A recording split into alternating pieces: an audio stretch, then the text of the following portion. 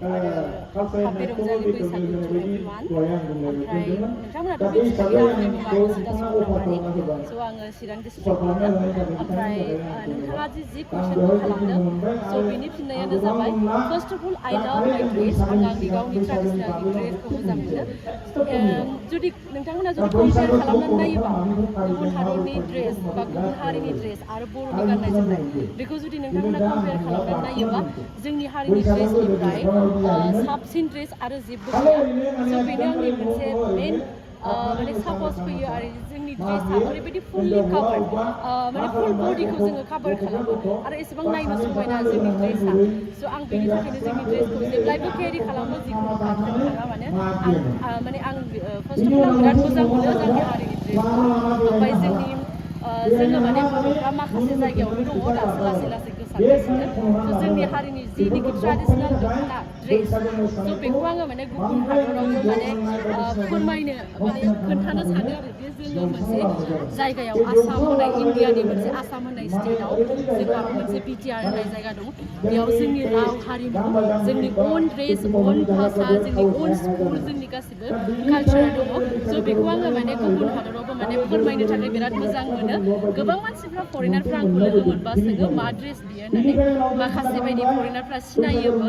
बियो माने आसामनि ड्रेस होननानै सासे फरेनारा आंखौ डाइरेक्ट बुंदों बियो इण्डियानि आसामनि ड्रेस होननानै माने गोबाङानो सिनायोबो आरो माने जोंनि बर' हारिनि ड्रेसखौ दायो स' आंनि मेन थांखिया बेनो जे आङो जेरावखि थाङा गुबुन कान्ट्रियाव थांबाबो आं गावनि हारिनि ड्रेसखौ जेब्लायबो लांफागोन आरो गावनि हारिमुनि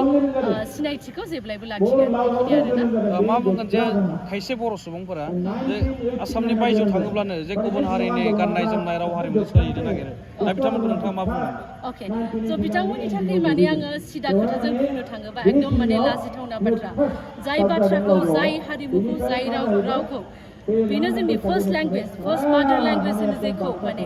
जों बेखौ बिमानि गोरबोनिफ्रायनो सोलोङो बेनिफ्रायसो नोङो स्कुलाव थाङोबा बा खाथि खालानिफ्राय मानसिफोरनिफ्राय बा गोबां मानसिफोरनिफ्रायसो नोङो गुबुन भाषाखौ सोलोङो स' फार्स्ट आंनि भाषायानो जाबाय जोंनि मातृभाषा जेखौ बुङो बर' लेंगुवेज स' बेखौ माने बावनो नाङा आरो आं थैब्लाबो बावनाय नङा माने जाय भाषाखौ नोङो जोनोमनि आगोलनिफ्रायनो रोङो बे भाषाखौ माबोरै बावथावना आं आसरित मोनो आरोना बेफोरबायदि मानसिफोरनि थाखाय मोनसे गुबै सोंथिया जाहैबाय नोंथाङा जे काटाराव नैबे गावनि जे हारिमुनि गाननाय जोमनायखौ दिन्थिदोंमोन दा नोंथाङा मा जाहोननि थाखाय बे काटाराव थांनाय जायामोन अके स' काटाराव आङो माने उन्दैनिफ्रायनो आंनि मोनसे ड्रिम दङमोन सिमां एक्सुवेलि आंबो बर' मिडियाम आसामिस मिडियामनिफ्राय फैनाय जायफ्रा आंनि इउटुब चेनेलखौ मिथियो रसिदा चक्रवर्ती इउटुब चेनेल स' बिथांमोना बयबो मिथियो जे आङो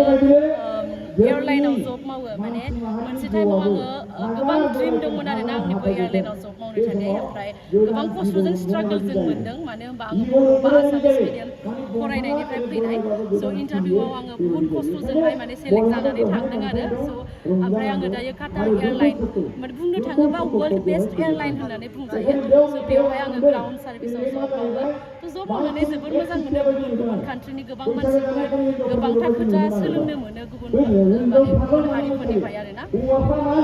जिहेतु नोंथाङा बिटिआरनि सिंनिनो सासे बर' सुबुं हिसाबै दा बिटिआरनि थासारिया माबायदि होननानै नोंथाङा बुंदों अके आं जुदि कम्पेयार खालामो आङो गुबुन कान्ट्रिखौ बुंनो थांलिया जुदि इण्डियानि माखासे स्टेट गुबुन जायगानि स्टेटफोरखौ जुदि आं साननानै नायोब्ला स' जोंनि माने जोंनि हारिनि मानसिफ्रा माने गोबां सोलोंनांगौ बा चेन्ज खालामनांगौ दङ माने मेन्टेलिटिखौ आरोना स' जोंनि मानसिफोरनि साननाया एसेबां थौले आरो एसेबां गाहाय स' माने ओरैबायदि माने चेन्ज जानांगौ दङ मानो होनबा गुबुन हादरनि मानसिफ्रा गुबुन गुबुन जाथिफोरा ना गुबुन हारिनि मानसिफ्रा उन्दैनिफ्रायनो बिमा बिफाया थुलुंगा होयो माने फरायनाय समावनो थुलुंगा होयो जे नोङो सासे मानसि गिदिर जानांगोन जब मावनांगोन आं बुङाखैदि बर'नि गेजेरावहाय माने बेबायदि गैया होननानै दङ गोबां नाथाय स्पेसियेलि जोंनि चिरां डिस्ट्रिक्ट सा ओनसोलाव बिदि नुनो मोनो दि जोंनि माखासे गथ'फ्रा माने फरायनायाव आधा फरायनानै गारनाय आरो उन्दै बैसोआव हाबा जानाय बेफोरबायदि गोबां नुनो मोनो स' बेफोरबायदिया माने चेन्ज जानांगौ स' बेखौ बोरै चेन्ज लाबोगोन बिनि मेन गुदि थांखियानो जाबाय सोलोंथाइ सोलोंथाइनि अनगा मानसिया माब्लाबाबो सोलायनो हानाय नङा आरोना मानसिनि मेन्टेलिटिखौ दा बिटिआर सरकारा दा थास'नायनि बाथ्रा बुंदों दा बिटिआर गभर्नमेन्टआव दे टप 50 दा सुपार 50 हिसाबै दा बर' फरायसाफोरखौ गोबां खाबु होनायखौ नुनो मोनदों दा नैबे समाव बिटिआर सरकारखौ मा बुंगोन नोंथाङा दा माबाफोर सोलोंनांगौ दंबावो ना बेबायदि होननांगौ दायोथ' माने गोबां जोंनि लाइमोन सेंग्रा जोहोलाव सिख्लाफ्रा दासिमबो गोदोसोना दं गामि ओनसोलाव थ' बिनि थाखाय माने माखासे माने इनस्टिटिउट आरो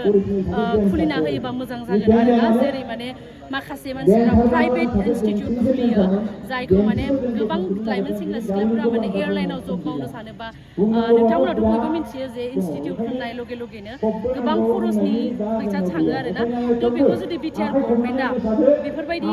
प्राइभेट इनस्टिटिउट बेफोरखौ जुदि बिथांमोना आखायाव लायोबा माखासे माने जायफ्रा एसे माने मा होनो मिडिल क्लासनि मानसिफोर स' बिथांमोनाबो माने थांनानै कर्सफोरखौ लाहैनो हागोन जुदि बेफोरबायदि प्राइभेट इनस्टिटिउटफोरखौ जुदि बिटिआर गभर्नमेन्टआ जुदि आखायाव लायोबा जुदि गभर्नमेन्टनि जायोबा ना थेंक इउ स' माच